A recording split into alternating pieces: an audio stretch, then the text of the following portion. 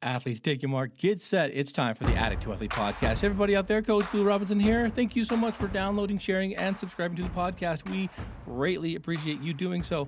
Hey, if you haven't had a chance, jump on our website, addicttoathlete.org. You will find so much content from our backlog podcast to information about addiction recovery, mental health services, all the way down to our team store and opportunities for you to become a Addict to Athlete certified sober coach, utilizing Team Addict to Athletes principle-based recovery program to help your community overcome mental health and addiction issues. So jump on addicttoathlete.org for more information, and we'd love to have you join the team.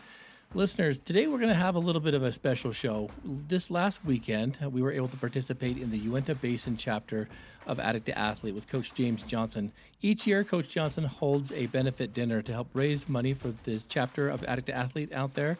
And also it was kind of a double whammy because we were also able to start our latest and greatest Addict to Athlete team in the Uintah Basin, known as Ute Strong with Coach Jonah. And I'm so excited for you guys to get to know what the Ute Nation has done out there with the Addict to Athlete program and Coach Jonah and his lovely wife and all the stuff that they're able to do to bring hope and healing to their community. But tonight we're going to share a little bit of the messages that were developed and that were spoken and the love that was felt with Coach James Johnson in the Uintah Basin chapter of Team Addict to Athlete hosting a benefit dinner with some amazing speakers. I can't wait to share with you these and get to know about what happens when literally you become a Addict to Athlete sober coach and create these kind of grassroots level experiences in your community. This is just a little taste of what Coach Johnson's done and really what we can do all throughout the nation and world for that matter, or what Team Addict to Athlete can bring to your community, overcoming addiction, overcoming mental health issues, and joining a team because we can't do this stuff alone. Without further ado, here is Coach James Johnson and the 2022 Uintah Basin chapter of Team Addict to Athlete benefit dinner speakers. Yeah, that's how we do it. Now, I think that's so awesome, guys, that they came up here and did that. You know, when Addict to Athlete first was created, I don't know, what was it, 11 years ago? 12 years ago, AA and NA like threw up gang signs at them and everything. It was like they had a rumble in the streets. And here today, we're all here as a big Voltron happy family to take on the universe. And that just showed my age right there. Okay, now I do have one more group come up here, and I saved it for last because they're very special people. They're so strong in their recovery, and Jonah and Flo Grant, dear friends of mine, they have actually went through the training and opened up another chapter of Addict to Athlete on the Ute Reservation. Come on, guys. And they named it an amazing name. They named it Ute Strong. Come on now, let me hear it. Ute Strong. It's a pleasure of mine to introduce Jonah and Flo up here today. Here you guys go. Oyak, Mike, AIIA, Jonah Grant Sr. My parents are Joy and Jonas Grant. They're here. My brother John is here, and my youngest son is here. I'm so very glad and honored that they're here and to be here with my wife. What the name Ute Strong, as you would translate it in Ute, is Nooch Strong, and what it means is people strong. So that's where we came up with the name, along with the help of Strong Warriors. So if you know who they are, they helped us in getting a good idea for our name. One of the greatest people I know that backed me up on this and told me to step up a little bit more with what I'm doing is standing right here, and that's my wife, Floralina.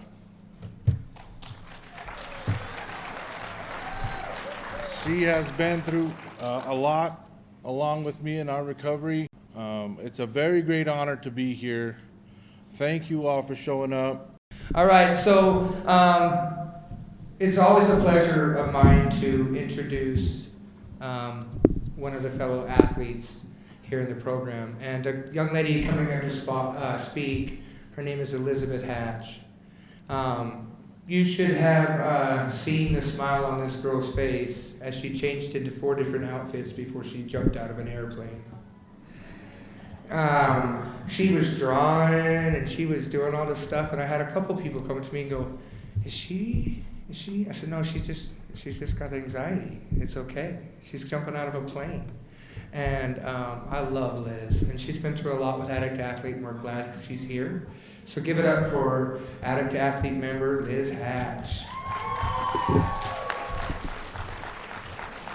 Beautiful, doesn't she? All right. So the only thing I can equate this to is like being a spelling bee in the 3rd grade or something. I've never spoken in front of people, so excuse me if I'm not really good at it, but here we go. I was asked to give a brief speech on what Addict Athletes has done for me in my life, and here it is. Addict Athletes has done a lot for me. It has taught me a lot of important things about teamwork and about working towards goals.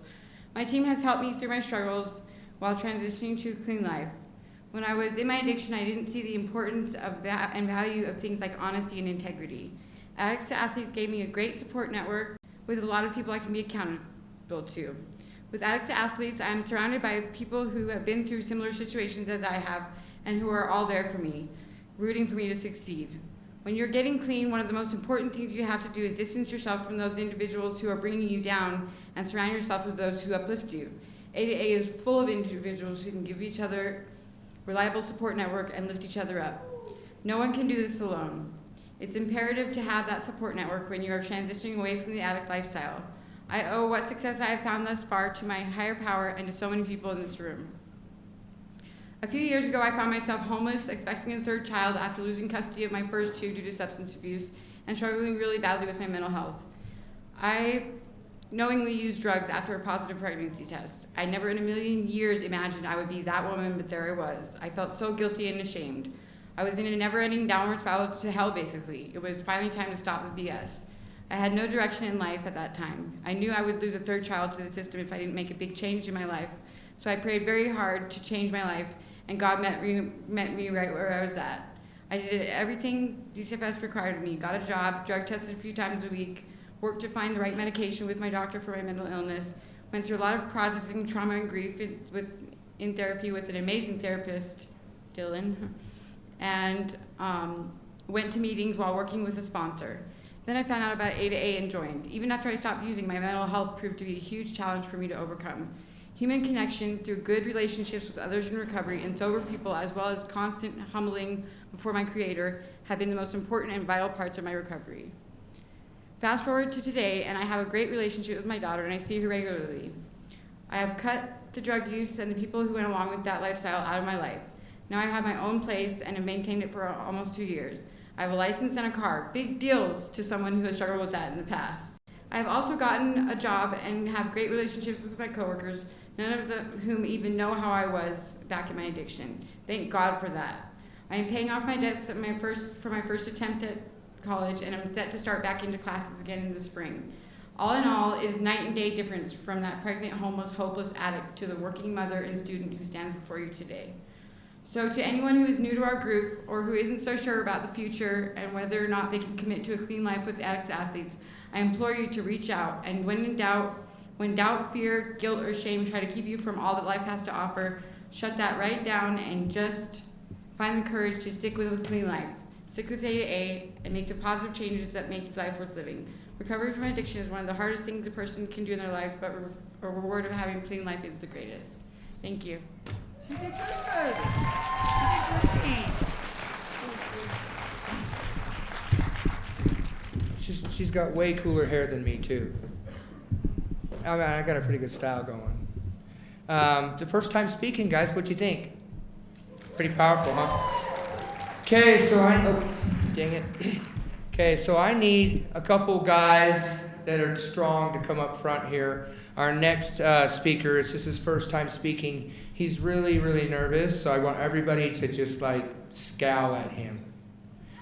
No, I'm just kidding.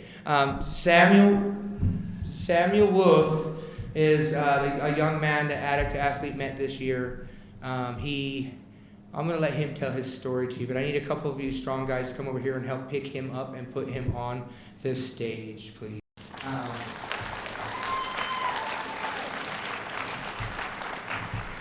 We did have an opportunity to do some fundraising for him and do a run for him, and I got to push him. As some of you may have heard, August 13th, I was in a rollover accident involving a truck driver. And I was asleep in this car. I was partying with some friends up by Staniker. And I fell asleep in the back of this car because I had a few too many drinks. And the driver decided that we were all going to leave. And he took off. And he took a turn at 95 miles an hour. And we rolled, and I got flung through the windshield 120 feet. And I woke up 3 days later in the ICU and figured out I was paralyzed. And that was the most difficult thing I'd ever learned. Finding out, just waking up to find out that I couldn't walk. But it slowly came to me that there was nothing I could do to change it, so I might as well just be positive about it and see the plus and see that I could use this opportunity to help others with stuff they struggle with too. And yeah, it's just the past few months of my life have been the most trying things I've ever been through. But the most I can say is there's always a positive to it. You always got to find the light in every situation. And when I got out of the hospital, Addict to Athlete was there to help me and my family make some money for things that we needed, hospital bills, and help us get to a place and pay some things off. And I couldn't thank them enough for everything they've done for me and my family. And that's it. You guys were supposed to scout for real. Thank you. All right, guys, we're going to move right into our next speaker. This guy's got a lot of personality, and I would like to say that when I was training him in the House of Hope, he was quite reluctant. I think he's still in that stage where, like, I don't have to do anything. I wake up like this, you know? And so, but he's done amazing things. He's really cool. He's going to come and talk to you about his recovery. Jackson Rasmussen, guys. Come on. He's with the House of Hope. He's with the House of Hope. Thank you. Hello. Hey. I'll just give you a little background on my story. I was in addiction for about 22 years and lost everything. I pushed away my family, almost lost my kids, been divorced, lost my house, lost my cars, lost everything, and then finally had this blessing come over me and was thrown in jail. That's when I went to the House of Hope, and where I found this this magic sauce that is so awesome that brings us all together today. You know, I don't really want to share too much about myself. I just want to more or less let you guys know the way that it makes me feel to be involved in something like this. All of the different organizations that come together reminds me of the same things that I felt when I went through the Thompson House. You know, as an addict, we push away love, and we push away connection, and we push away all these things that remind us that we're still alive. And every time I have the opportunity to speak with people, speak with people and see this connection that we've built, it just warms my heart. James, I really love the Addicts to Athlete program. I hate working out.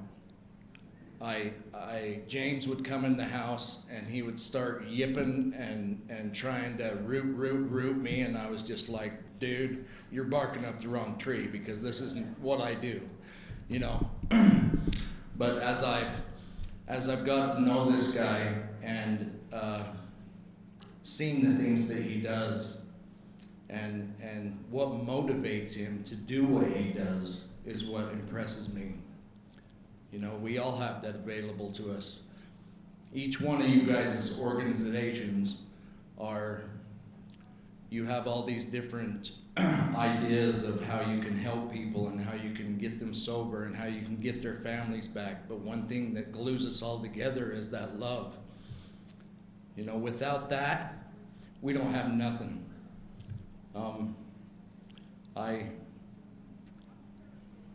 There's this quote that I love, and I try to share it in anytime I can, and it says, you know, that you can tell anybody the truth, and do you think they'll believe it? They probably won't unless they love it. You know, love brings us together, and it shows us truth. It reminds us of who we really are. It gets rid of all those lies in our heads that we've been telling each other, telling ourselves, and thinking about for all the years that we were in our addiction. When we can come together in our hearts and we're connected, we get this enormous power to let us know who we really are. And when we see people like all of you guys coming together and sharing that love, it's something that I am so proud to be part of. I've been to Red Pine meetings. I've been to all the meetings that Thompson House goes to for the last 2 years, even after I've graduated. And in every meeting that I go to, I can sit down and I can see God working in every meeting that there's around here. That love is flowing, and we're changing lives, and I'm just so proud to be part of that. That's really all I got. Thanks, guys.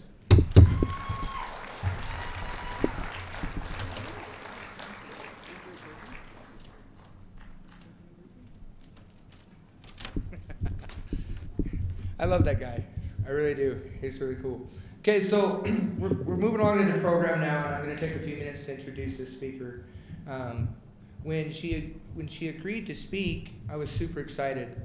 Right now, she's currently in charge of Utah County and Uintah Basin's AP&P programming, so she gets to like go around and tell people what to do, I think. And but to me, she's always going to be Mrs. P, which means a lot to me. So as you guys know, I went to prison for 7 years, and while I was in prison, I went to a program called Conquest.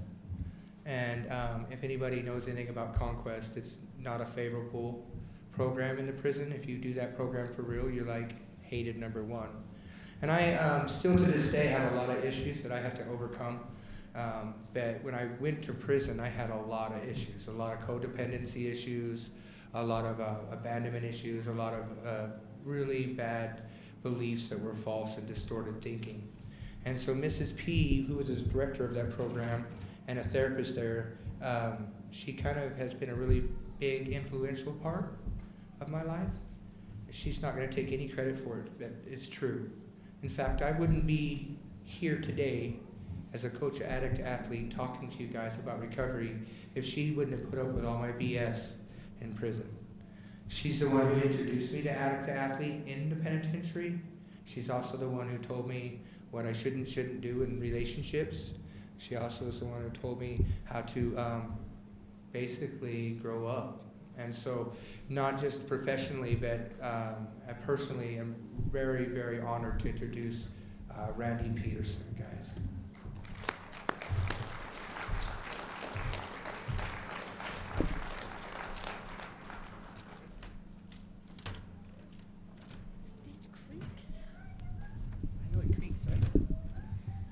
He didn't warn me that it creaks. Now I'm feeling self-conscious. I wasn't going to be nervous.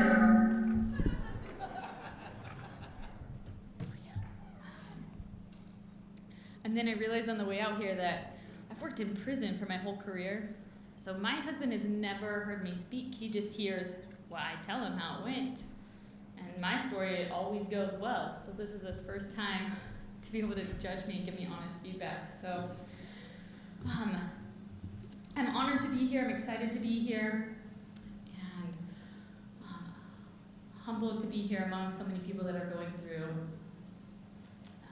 so many things. As Coach Johnson was introducing me, he knows that I do not like speaking in front of groups. So I came up with a joke to help us all kind of relax. So, what did the green grape say to the purple grape? Breathe, you idiot, breathe. So it was really mostly for me, because now I gotta remind myself to take a breath. But I am a social worker by training. I started in the prison just over 15 years ago. Like James said, I worked in the Conquest program for 14 years. And a year ago, they moved me out to the community. So now I run the Treatment Resource Centers in Provo, Price, Richfield, and out here in Vernal. And I had only been out to Vernal one other time before last November. And it's been a pleasure to come out and get to know more about the basin and the people in the basement, and I've come to really appreciate all of the people out here and how much I work with them, and the good people that are out here. And I've been blessed to work with good people in all of my career. It was one of those people, his name was Desmond Lomax, that introduced the Addict athlete program into the prison in 2014, I think it was 2014. And at the time when it came in, I thought, like, well, that is a nice program. Have fun with that, Desmond. I'm kind of busy over here doing my own thing. And I didn't know too much what was going on.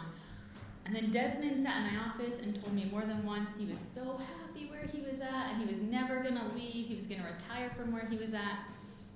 And 9 months later, he promoted and left us. And by that point, Addicts to Athletes was a pretty strong group in our little program. And it needed some people to help get it through and get it going. So another therapist and I volunteered to help make sure that it continued to flourish. So my first experiences with Addict to Athlete, it was getting ready for our second annual 5K race. And somehow, I think it was before I took over, because I would not have made this mistake. We planned it for early spring. And in all the plans, we didn't think about the weather, and it rained a lot that spring. And in the prison, our yard was some grass, and then there was this dirt track around the outside that we ran on. And I don't know if you guys know what happens to water and dirt when they mix, but it made a large amount of mud. And it was spring, and it was cold, and the mud was not drying up. So my first experience with Addict to Athlete was these men taking wheelbarrows, shovels, rakes, whatever they thought would work, trying to spread out the water, the mud, to try to get this track to dry up. Because this was a big deal, because Blue was coming to this race, and we had to make the yard look good for Blue. And I still had no idea who Blue was. Again, I thought they were crazy. I'm like, it's mud, but they're all moving the mud. And every day I get a report of like how the mud removal is going. But the day of the race came, there was still mud on the track. We ran it anyway, and you know what, in the end, nobody cared that there was mud on the track, and nobody cared that they had mud on their shoes. And I was able to see what Addicts to Athletes was really about at this point. I learned from that first race, the Addict to Athlete was an important part of what we were trying to bring to these men in recovery in our program, because it gave people a purpose, it gave people a family, and it helped people to find their long-lost self-esteem by creating and reaching these goals. And those are the things that I want to talk about tonight. So, a purpose. Addicts to Athletes in the correctional facility change men through giving them a purpose. I saw this with some of our team captains who engaged in that almost hopeless task of cleaning up the mud. I saw something change in them every day as they reported who had been out there and how they had done on the mud and how things were going. They were telling me these new techniques that they had learned. And they were excited to go out every day and come back with blisters on their hands to try and get this track ready for the event that was coming. I saw this in the individual who won the very first 5K that we did, and he had run basically every day in the year since we'd done it, but when the race came, he didn't win first. He slowed down, and he knew that there were other people that needed to have that win more than he did, and he ran slower and let somebody else win. I saw that same person take a sense of responsibility as he attended our Addict Athlete groups 3 times a week. He coordinated with us what he thought the group needed to talk about and was going to be most impactful for all those that were in attendance. He's not the only athlete that I've seen change through this role. I think every time we get a new captain, and Blue's probably going to get mad at me because I don't know if we do everything right in the prison. Staff would pick the captain in the prison. We would kind of get some input, but we ultimately would pick because we wanted to make sure that the group was going to go in the right direction. So every time we had a new captain that was, somebody would parole or they would leave, go on to something bigger and better, we'd pick a new captain. And we didn't always pick the captain that everybody thought would do well.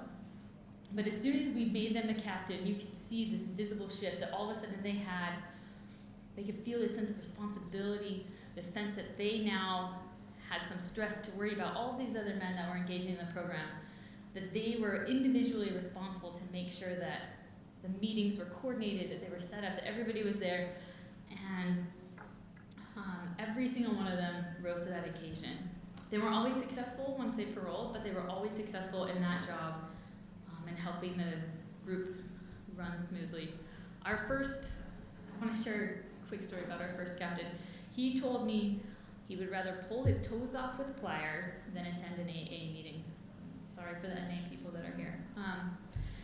But he was at the very first Addict athlete meeting, and he said for the first time he felt a sense of control. And instead of going into a room and being told that he had to surrender to his addiction and that he was powerless, he said he loved being in charge of his own workout. And he loved that as the group progressed, and then he got to help other people find that same sense of control, and it gave him something to look forward to every day. I feel like this is true in prison as well as it is in the community groups. I was reading the Addict Athlete playbook preparing for this, and I'm going to steal a little bit of Blue's story. In the playbook about Blue's story, it says, he was no longer a victim of addiction, but more so an agent of recovery. Not only was his physical health improved, but his mental, emotional, social, and spiritual as well. He was definitely creating a new life. I just want to add, never underestimate what can happen when somebody finds their why behind what they are doing. I have seen this play out in the lives of several men as they've discovered they have a purpose and they can make a difference. And I think we can all see what happens in that. Coach Johnson is here, has put together this whole night with everything else because he has a purpose, he has a why. Some of our athlete groups in prison were bigger than others. Sometimes people only attended because I made them attend a support group every week, and Addict to Athlete was by far the most fun one. But no matter when you came to a group, we always had this core group of guys that came because they loved Addict to Athletes and they loved the value or the idea of erasing and replacing with something more valuable. So in an article the Washington Post published about the Addict to Athletes program in Conquest several years ago, one of the therapists told the reporter, it's a really cool process to see these men form bonds while working out, helping them to connect with peers, process emotions, and talk to each other about what's going on. And I feel like this is the beauty of Addict to Athlete. The men that I worked with in the institution, they weren't known for being vulnerable, they weren't known for opening up about their experiences and feelings, but as they spent time interacting with each other through the athlete portion of the meeting, they developed this closeness that leads to them sharing personal experiences and asking for help. One of the first members of our group said, if someone is willing to work out with me and go through that effort, it sets a table for me to be able to talk about what is really bothering me, and that works for me. That was back in 2015-ish, but it's still true today. I have the opportunity to go back into the prison for work a little bit these days, so I was talking to one of our former coaches on Thursday, and I said, like, I have this speech coming up, can you help give me some insights of what to say, like, why does it work? And he's not a man of few words, so first he just stared at me and said, I don't know, we just formed this camaraderie, it works. I like stood there with this panic look in my face, like, you gotta give me more. And finally he started sharing a story about some of the people that he met, and so he shared about this one specific person. He said by coming to meetings, he was able to build himself back up mentally and physically. We got to struggle together through some tough workouts. Basically, we struggled through life together. And he got kind of emotional as he spoke, and I could tell this was an important connection in his life, that it made an impact on him. And I've seen that over and over again. Addict to Athlete has helped people create those one-on-one connections with each other, but it's also helped them create the team connection as well, that family connection. So every time we hosted a 5K at the prison, and I think it's probably the same on the street, I've heard, the last runner to finish never crosses the finish line alone. Every time the last runner would start the last lap, everybody would get up and run with them, and they all cross the finish line as a big group. They finished the race as a family, and I loved it. That first 5K that I went to, that was the first time I'd seen that, and to just see the emotion of everybody coming across the finish line was really touching. And it, as I started to talk about it with others through my therapist position, they talked about how sometimes this was their first interaction of what healthy relationships look like and creating this family bond. And that made a huge impact in their lives. And as they struggled together, as they get to know each other, they weren't just tackling their own addictions, they're tackling the addictions of everybody in the group. They're taking an interest in the sobriety of others, and that bond was created by running laps, lifting heavy weights, even competing in basketball tournaments all together. And finally, I mentioned earlier that Addicts to Athletes helps many people, at least that I saw in prison, to find self-esteem through giving them opportunities to set and achieve goals. So I watched a lot of men come into Addicts to Athletes in Conquest, and I watched a lot of men go outside their comfort zone and try new things, basically because I made them. We ran a group that was volleyball, and I made everybody get up and play volleyball, and they didn't always love that. But I saw some of them change and decide that they wanted to become better volleyball players, even if it's just because they got tired of the other people trash talking them every time they got up to serve. And they would set this goal, and some of them got really good volleyball. Some of them decided that they wanted to run faster because they were tired of the same people winning the 5Ks every year. Whatever the motivation, didn't matter. They were setting goals, and they were accomplishing these goals. I want to give a quote from one more athlete that was in the Washington Post story that I mentioned earlier. He said, "I don't believe society benefits when inmates are released to the community who have forgotten how to set goals. In here, 3 hots and a cot, if you just sit back and do nothing, you can get by in here without setting goals. You can go for years without having any goals in mind. I think we benefit from setting goals and working toward them. I think for most of us, running provides a fundamentally different blueprint for how to live our lives."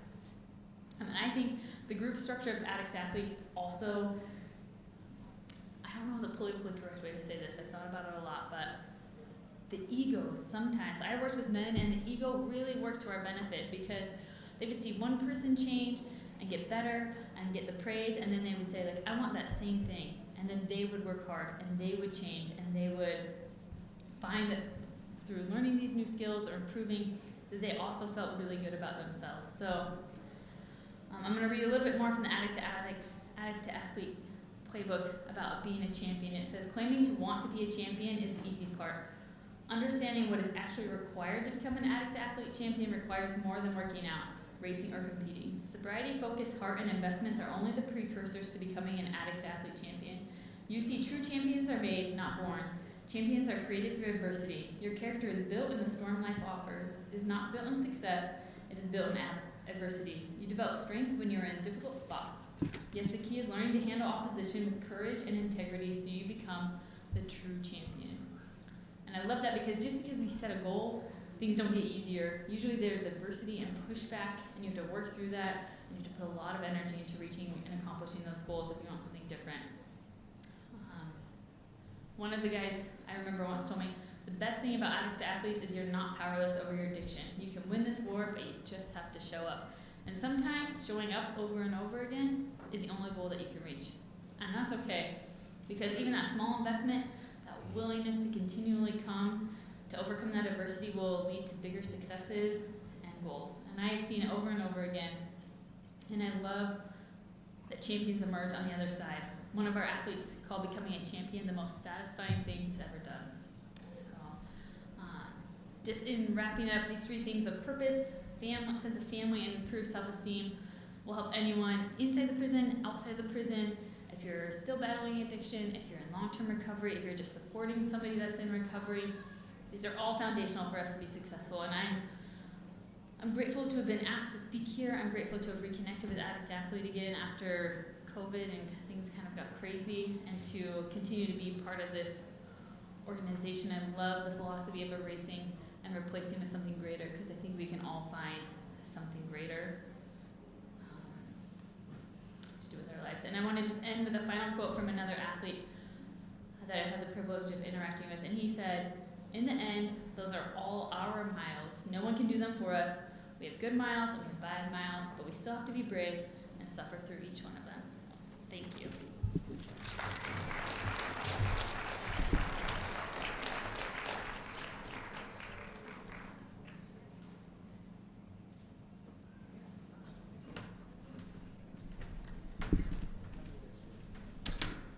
Sorry, guys. One second.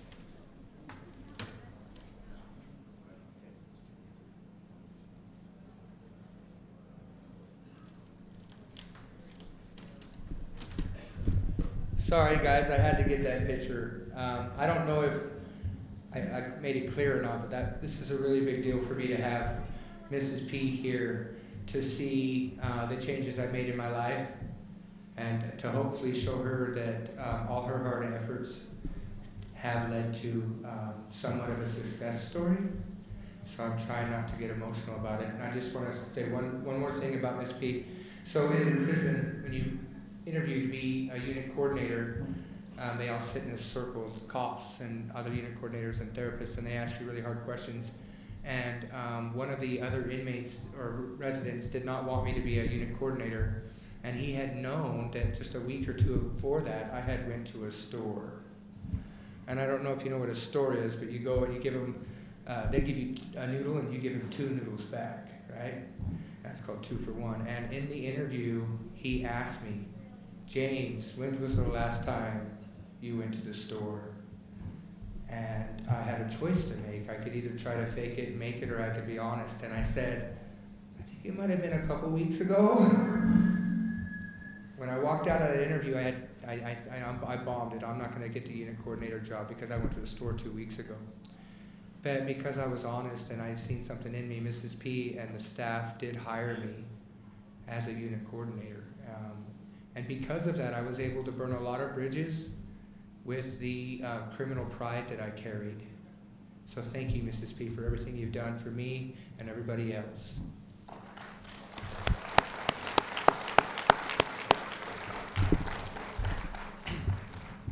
So this next speaker, he's a lot of fun. He's really, where's he at over there? Where's Daniel at? Okay, stand up, I can't see you. So Daniel Stratton called me earlier, I believe, this year or last year, and said, I think I need something. Can I try your meetings? And, you know, I didn't really know what I was getting into, but he's been great support for Addict to Athlete, and I want to end with him speaking. He's a huge success story now of things he does. And by huge, I mean his story. He's not really that big, but he used to be, and maybe still is, a MMA fighter, right? So, you know, I could take him, right? No, I'm just kidding. Anyways, with no further ado, this is Daniel Stratton, a member of Addict to Athlete.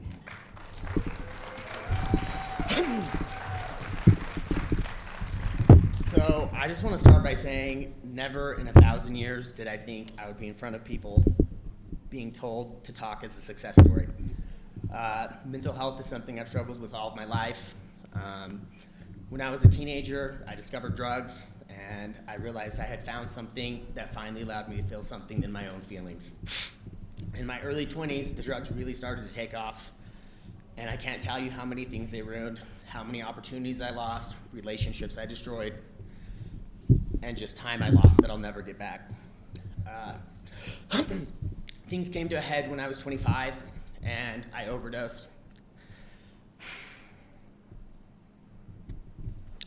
And if not for my mom and brother over here, I wouldn't be alive to tell you this story right now. And I wish you could tell you that I learned my lesson and I never touched drugs again, but my addiction didn't get better, it got worse. I got put on probation and I kept getting high. And when it comes to probation and drugs, if you keep using, it's not a matter of if, but when you get caught. What was supposed to be a year of probation ended up turning into 6. I had moved out to Salt Lake, go to rehab again, moved into sober living, complete disaster. Somehow I still got off probation, don't know how. And I moved back to Salt Lake after a major relapse. Moved back to Vernal after a major relapse. And I struggled really bad here. and I thought the only way I was going to escape my addiction is through death. A friend of mine hit me up and gave me an opportunity to participate in some holistic treatment out in Salt Lake. So on June 10th, I went to Salt Lake and participated in a ceremony. And on June 11th, it was the first morning in my life that I can remember waking up and no longer wanting to kill myself. And when you get clean,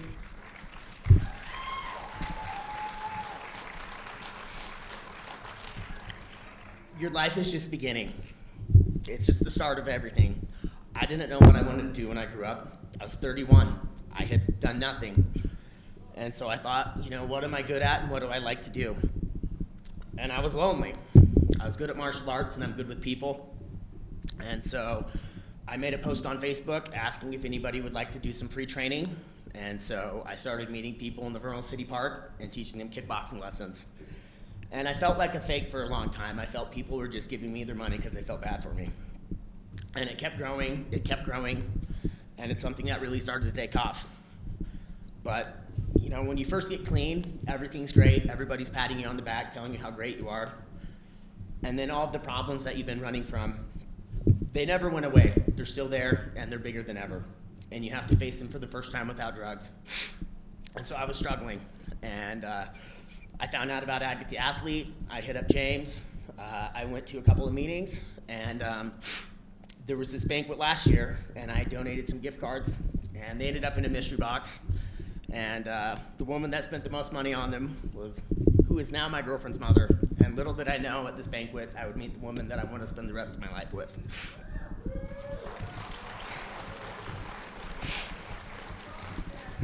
The training was going very well. I had a waiting list. Every day I would get messages and had to turn people away because I had no time to train them all. I realized it was something I could turn into a full-time job, and I made a post on Facebook asking if there's anywhere I could train people. And Jason and Casey Tinney had recently opened up a gym and were generous enough to offer me a space to fulfill a lifetime dream. Having my own gym is something I'd wanted to do since I was 14 years old. And it's something I thought I'd never live to see. And things are going great. I've had my gym open since June. I train people 7 days a week. I get to help kids, I get to help adults. And I'm happy. And that's something I never thought I'd be able to say.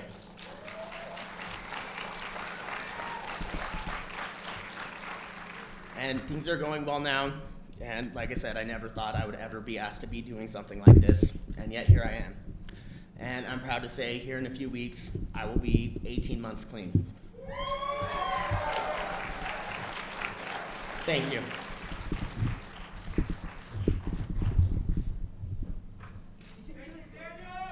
Come on, man, give it another round.